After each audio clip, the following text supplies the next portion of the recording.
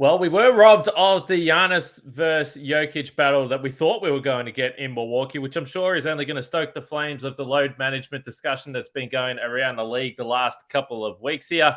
Bobby Portis also suffered an MCL injury, and we probably need to discuss what that means for the Bucks. But in the end, Milwaukee took care of business against a Denver team they should beat. But the turnovers will not go away for this team. So there's plenty to discuss. At the end of the day, the Bucks won. Maybe not a perfect performance, though.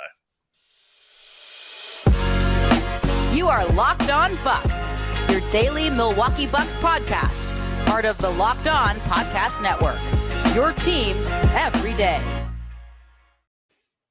Welcome to Locked On Bucks. My name's Kane Pittman. You can see and hear me on this show Monday to Friday, and also find my work over at ESPN. Alongside me, the founder of brewhoop.com and longtime voice of the podcast, Frank Madden, for today's episode that's brought to you by FanDuel Sportsbook, official sportsbook of Locked On. Make every moment more. Visit FanDuel.com/Locked On today to get started. And we thank you all for making Locked On Bucks your first listen or first watch of every weekday, Monday to Friday. Missed an episode yesterday.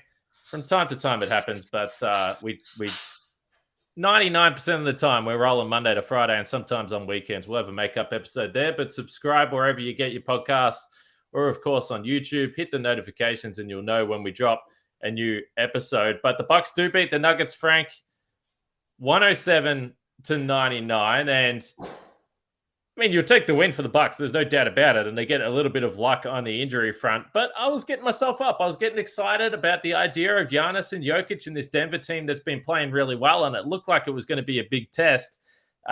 None of those guys play for Denver. It is a skeleton crew. And it took the Bucks a long time to get going in this game. Turnovers were abysmal throughout. So it's a scratchy win. I guess you'll take it, Frank. But this was far from a perfect performance. Yeah, I mean, I guess we can't, when Chris was out, it was a lot of, and obviously there've been stretches here with Giannis out as well. We played the, hey, any win is a good win under the circumstances type card.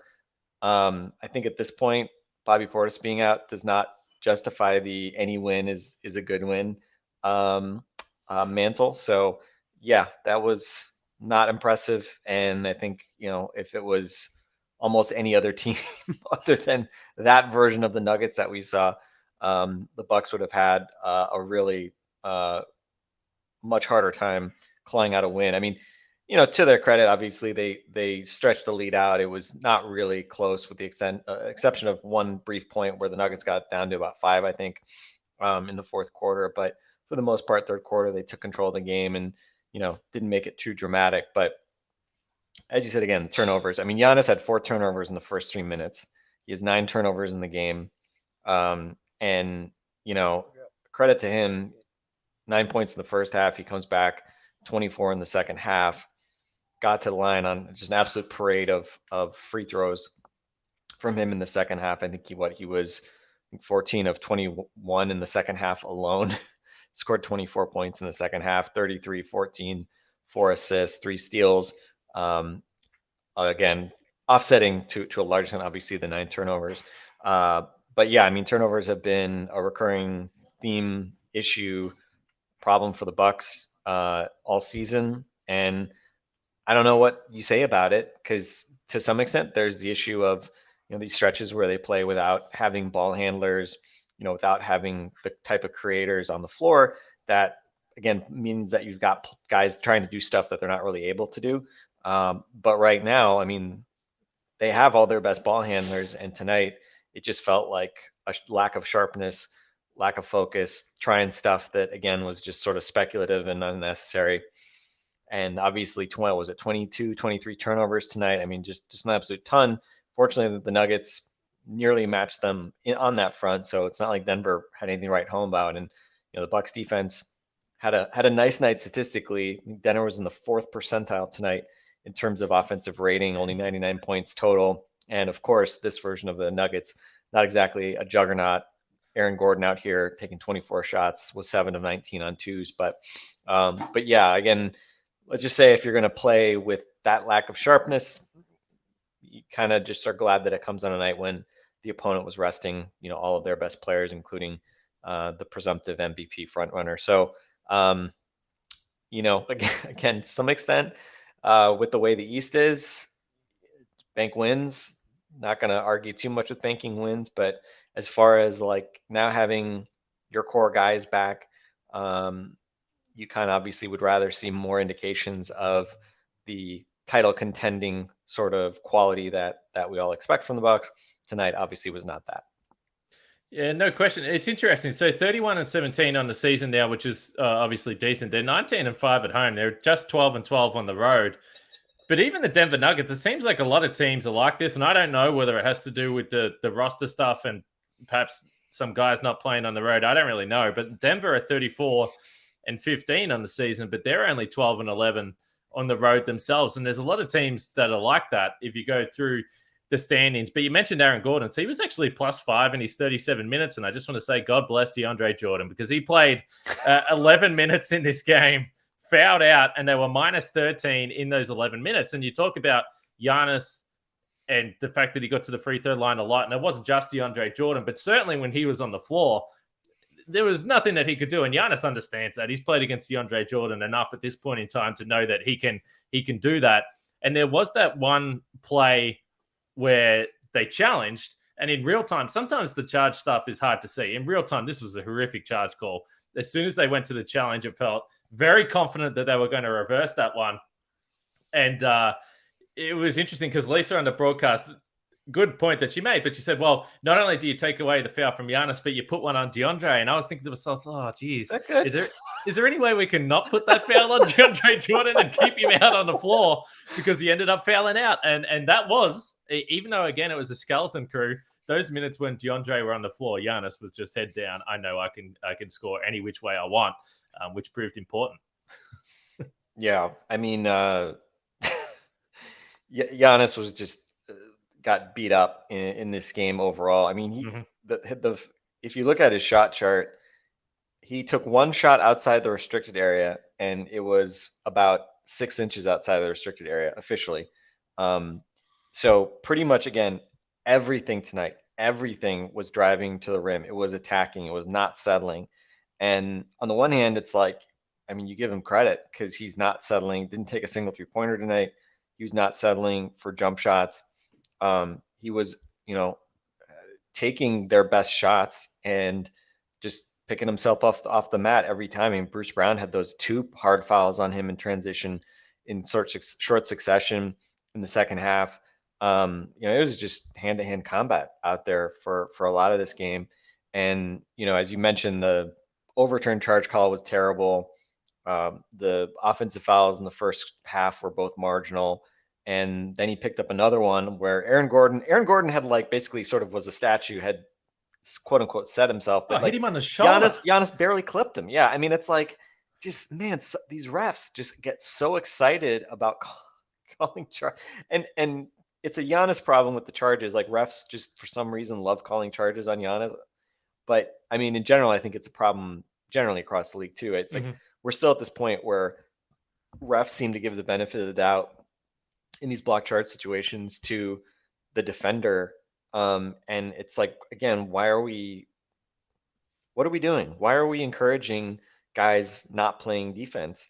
And again, I mean, you watch a game like this and you're just kind of glad that Giannis did get up every time and, didn't get hurt or anything like that. But this was a rough and tumble game. And, I mean, you got to the line 22 times. So it's not like they weren't calling fouls, but I mean, they got their money's worth for sure. And I think the other problem with the fact that Giannis is, again, and I would say a lot of this is because he just doesn't have any confidence in his jump shot. He doesn't have confidence in kind of that, again, that sort of floater range, hook shot range shot. He's having to attack. I think he is feeling like he has to attack all the time.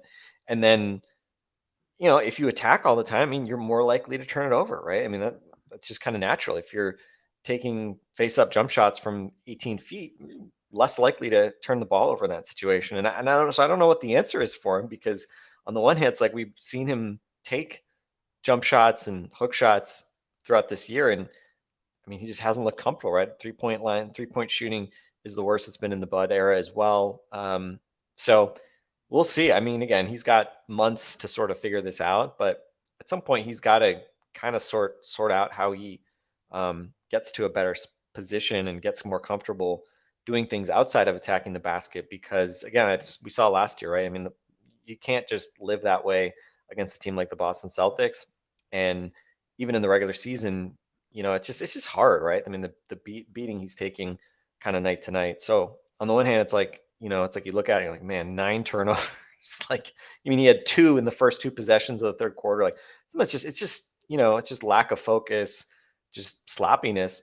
But then the other side of this is that he's just having to work super hard to do all this stuff. And again, I mean, he's just an absolute freak of everything, being able to do what he does. I mean, 33 points on 15 shots tonight. I mean, the numbers he puts up, everybody would, kill for. You talk about players in this league being able to do what he does and score the way he does. But, the bar is just so high, and especially against a Nuggets team, right? I mean, of course, there's the Jokic Giannis comparisons, and, Steve Novak's talking about why Giannis is his MVP or whatever. And it's just like, okay, Giannis is not the MVP right now. Like, the league is too good. He's not been up to his usual self, but he's got time. He's got time to get kind of his game right, to get to a better spot. And this is the how good he is that when he's not playing at his best, he can still be a difference maker, a guy that tonight we saw in the second half kind of put the Bucks on his back and carried them to a win in a game that probably under normal circumstances they might lose, and shook off that pretty anonymous first half foul trouble, and ultimately comes through and cuts down on some of the sloppiness in the second half and gets the Bucks to where they need to be. But yeah, I mean, it's again, not the way you want to have to live for the next 3 months, let's say. All right, I want to talk about the turnovers and Bud as well. You see a lot of stuff on Twitter. We see a lot of stuff in our YouTube comments. So I want to ask you something about the turnovers and perhaps what responsibility Bud has for that. I'm not sure. It's a theory, but we're going to discuss it after we talk about our friends at FanDuel. We're really excited about our new sports betting partner for Locked On because they're the #1 sports book in America, FanDuel. And if you're new to FanDuel, that's even better. They have so many great features that make betting on sports fun and easy. New customers join today and get started with $150 in free bets guaranteed when you place your first $5 bet. Just sign up at FanDuel.com/lockedon. FanDuel has all your favorite bets from the money line to point spreads to player props. And if you want to get adventurous, you can try a same game parlay. Now, I was just looking at some of the odds on FanDuel.com. Russell Westbrook is the favorite for 6th man of the year, which is interesting. Bobby Portis, nowhere near the top. And maybe interesting, MCL injury. We're going to talk about that a little bit later in the show. And what about defensive player of the year? Brook Lopez is still the second favorite at +850. Jaren Jackson Jr. is the favorite there. Giannis at +2100 as well. But you can check all that out at FanDuel.com or on the app. That's safe, secure, and super easy to use. So don't miss out. Place your first $5 bet to get $150 in free bets. Win or lose at FanDuel.com/locked on. Make every moment more with FanDuel, official sportsbook partner of the Locked On Podcast Network. So we see this a lot, and the turnovers, the Bucks over the course of the season, they're 24th in turnover percentage. It's been a problem all year. And I think in general, because of some of the reasons you said, like Giannis could be prone to the turnovers, mostly because of the offensive foul stuff. But Drew Holiday as well, he had 5 turnovers tonight. Chris Middleton certainly not immune to having those nights where he'll turn the ball over. And you see a lot on Twitter. People tweet at me. You see it a lot in the YouTube comments. Well, it's the offense. It's about time Bud got on these guys for the turnovers.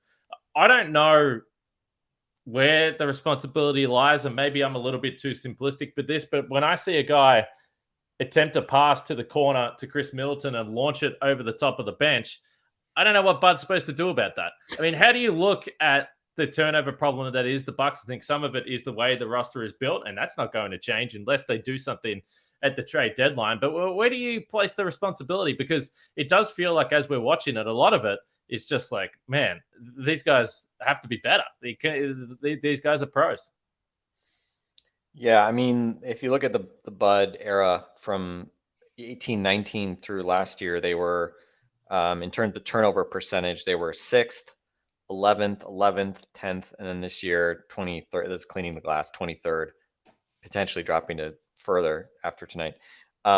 So this has not historically been an issue. I mean, they've never been like elite in this regard, but they've always been slightly above average in terms of turnover rate. And their defense has always been below average. And this year they're the worst in the league in terms of forcing turnovers, which I think kind of only magnifies kind of the problems that they've had in that regard. So I mean, again, I know Eric commented on it on Twitter today. I mean, again, is Bud encouraging them to play in a way that makes them more susceptible to turnovers? I mean, again, I think a lot of this starts with the lack of ball handling, lack of creation that they've had for long stretches this season. I think, it's probably not a large proportion of the overall turnovers, but, we've talked a fair bit about just, it doesn't happen often, but when like once a game you have backcourt turnovers because guys are in a rush to try to throw the ball ahead and they just get it picked off.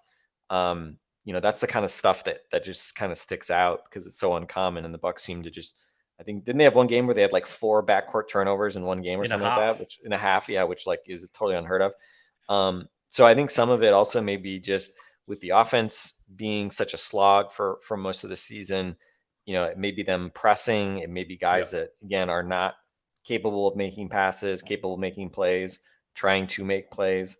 And some of it too. I mean, I think if people have probably heard like traveling calls are up this year. That's been sort of a point of emphasis for officials, but and that's obviously the case across league wide. So in terms of just raw turnovers, everybody would get dinged a little bit by that, but that doesn't explain why, relatively speaking, they would be so far down from where they were in previous years. So so I don't know. I mean, I don't. To me, that's not really a coaching problem. I mean, the Bucks are not like they're not doing like the coaches are not asking the guys to do do exotic stuff, that you can't expect them to do. So I think again, if they had a pure point guard on the bench that they weren't playing, who was a low turnover guy that should have been playing during these various points, and instead they were putting in high turnover guys, and that's part of it. Like, okay, maybe then that's more of a coaching thing because of the rotations. But the way this roster is constructed, you can probably say the kind of front office has has more to do with it than the coaching staff. So yeah, I think it kind of is what it is. And again, I don't think there's really an excuse for it. I think it's just players have to play better, and I think that's been honestly a big part of the story offensively kind of all year. Giannis has to play better. Drew has to make fewer turnovers to hit for him as well, because he's been a very high turnover guy this year as well. And I think it starts with those two guys because they're the guys that have had the ball the most all season.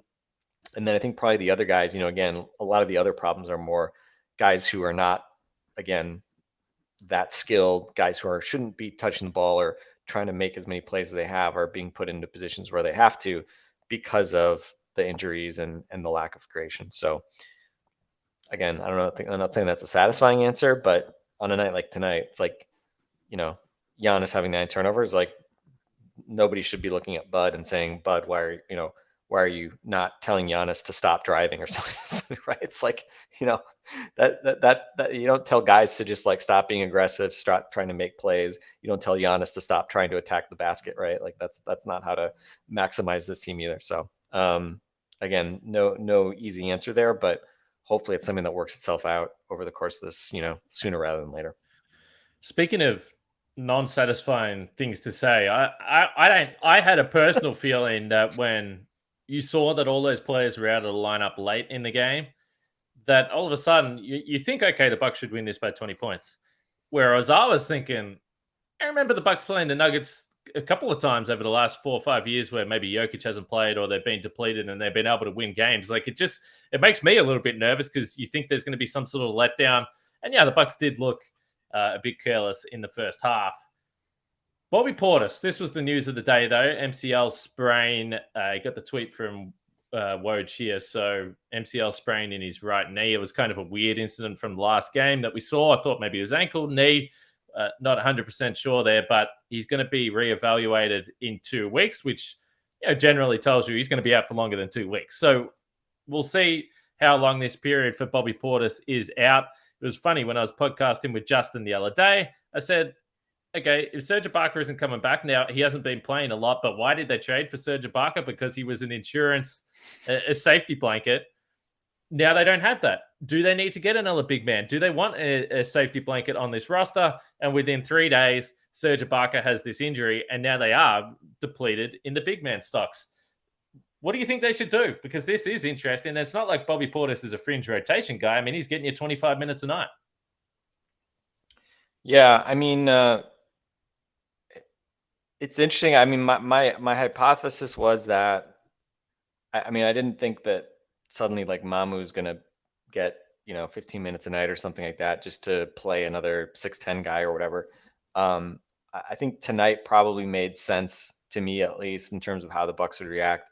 Basically, you just saw a lot more of staggering between Giannis and Brook Lopez. I mean, unfortunately, only natural that Brook certainly doesn't get a reprieve with Bobby out. I mean, on some level, that's like the part that kind of concerns me the most, is just the fact that this only puts more pressure on both Brook and Giannis. Like, thankfully, Giannis only played 31 minutes tonight. Brook played 32 minutes. Again, Brook's been playing the most minutes that he's played since coming to Milwaukee all season, and I mean, he's been great. But again, it's just at his age, do you want to be having to extend him that much during the regular season? And I think with Giannis, him playing at center more, on the one hand, I think I want to see, I think they need some reps. I think there's a silver lining in the fact that they're going to be forced to play more lineups with, some combination of Drew, Pat, Chris, Joe Ingles, and potentially Wes Matthews as well. We saw Wes tonight, and I think if you're talking about like who are the beneficiaries of this injury to Bobby Portis, I think the first answer would be, again, if tonight is any any indication, Wes Matthews would be one of the winners. He plays 15 minutes tonight, +6, hit a 3 in those minutes, and kind of makes sense. I mean, Wes obviously is not like you wouldn't say like, oh, you're going to go out there and just play power forward, but he's rugged, strong, switchable. And I think, when you are playing small, it's going to increase the likelihood that you're going to do switching, because again, you're probably going to have a lot of like for like size guys out there. And especially with, the likes of Drew, Chris, Pat, Joe, Wes, like switching, I think generally makes a lot of sense, right? I mean, like whether it's because Drew and Wes are good switch defenders, or someone like Joe who, I don't think there's some obvious like, oh, you want to put Joe on a small guy but not a big guy, or you want to put him on a big guy or small. It's like, I don't think it matters a whole lot. Like, Joe's going to have some moments where his basketball IQ carries him, and Joe's going to have moments where, it's kind of his lack of physical tools hurt him. But I don't know if that's really going to consistently come against smaller big guys. So you might as well kind of do more switching. So, so I think, again, I think those types of configurations are going to be important in the playoffs. And so I think to some extent, what we saw tonight, them going smaller, and going with, more of kind of like the wings at the both forward spots options. I think there's some positive in just having to do that more often. And I think if there is an upside, it's that Bobby's defensive issues are kind of well documented. So maybe playing a little bit different, again, works out some kind of muscles that the Bucks will need to work out before the playoffs anyway. But the downside, as you mentioned, Brook having to play more, and Giannis, I think just the effort that he extends when he has to be like a rim protector. This happened, I don't know if you remember this, but in the New Orleans game against the Pelicans in New Orleans, he had a stretch that the Bucks like defended the rim, like, and I forget who it was, but like the Pelicans basically had like 2 or 3 attempts. I think Valanciunas may have been involved or something. And Giannis, I think Giannis was playing center in that moment. And he just looked like totally gassed. And I think it was early in the fourth quarter. And like he had to like sit like 3 minutes into the fourth quarter. I think the same thing happened tonight. He was obviously just attacking DeAndre Jordan late in the third, early fourth, and just repeatedly attacking, driving, basically like putting a huge effort out offensively. And then when he has to do the same thing defensively, he just doesn't, I mean, especially this year, he just doesn't seem like he has the conditioning to basically kind of be able to kind of just keep going through that. So I don't know if you want to take that as Giannis is going to get into shape during the season, especially coming off this injury, because he has to play and exert more energy defensively. I think this has probably been his least impactful defensive season of the Bud era. And his stocks are at the lowest they've been since really he became a rotation player. So I don't know. I mean, maybe forcing him to have to be a more central part of the defense will unlock a little bit more of what he can do, because it just seems like this year with him being kind of in that usual off-ball role, it just seems like he just isn't involved in the defense for stretches or certain nights. Like he'll just not be very impactful, when maybe putting him more in the middle of the action is actually going to unlock a little bit more of him. So I don't know. That's a long answer that I don't know if has any strong clarity, but again, we'll call it Wes Matthews. Wes Matthews is the obvious winner here early on. And the other part of that, obviously, is the fact that Chris only played the 15. So, I mean, obviously, you think Bobby's going to come back and soak up some minutes. We still saw 7 minutes of Jordan Nwora tonight. Pretty early in the game, the Bucks played the 10 guys. I didn't see any value in look, I don't mind, by the way. I don't want to say there's no value. I don't mind if Mamu plays, but I didn't see this injury to Bobby Portis, and I saw some people suggesting, geez, it would be nice if Serge is around. I don't really care. I'm not that all excited about the Bucks just picking up a backup 5. Like if they're going to make a trade, you hope Bobby's there, you hope Brooks there, and just swings to those smaller lineups, which is why we've discussed. Do they need another guard? Do they need another wing? But let us know what you think they should do. Maybe if Serge was here tonight, he would have played some minutes, but he's not. But it still doesn't get me excited about the idea of getting a backup 5 that, for the most part, isn't going to play. But we'll see.